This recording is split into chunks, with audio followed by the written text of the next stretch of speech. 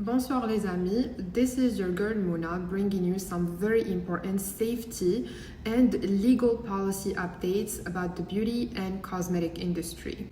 Last month, mid-July 2025, a group of lawmakers in Washington introduced 4 new bills aimed at making the cosmetic products we use on a regular basis safer.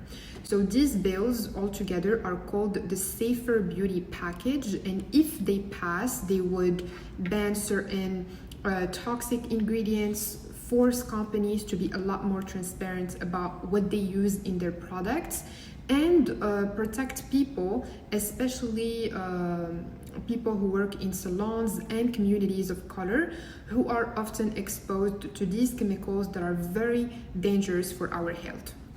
So this is a pretty big deal.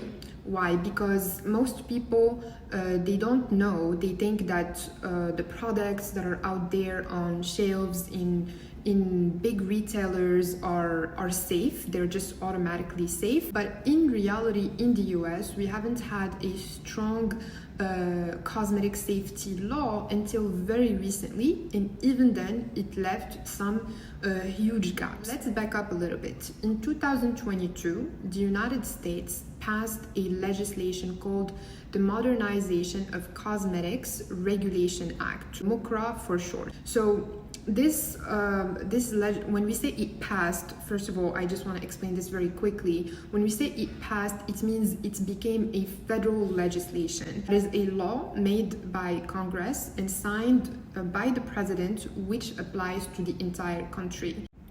So this legislation was the first major update in cosmetic laws in more than 80 years, and it gave the FDA more power over the beauty industry. For example, it required companies to register their manufacturing facilities, to report serious health problems made by or triggered by product. It gave the FDA the ability to recall and save products. It's, of course, a very good thing, but the problem is that it was not very precise. Legislation did not give the FDA a specific list of ingredients it must ban. It did not require full transparency from beauty suppliers. So this means that a product could still legally contain chemicals linked to serious health complications like cancer, reproductive harm, and other health complications, as long as the FDA haven't specifically banned them. And this is where the new 4 bills come in. So let me give you a quick breakdown on what these 4 bills are.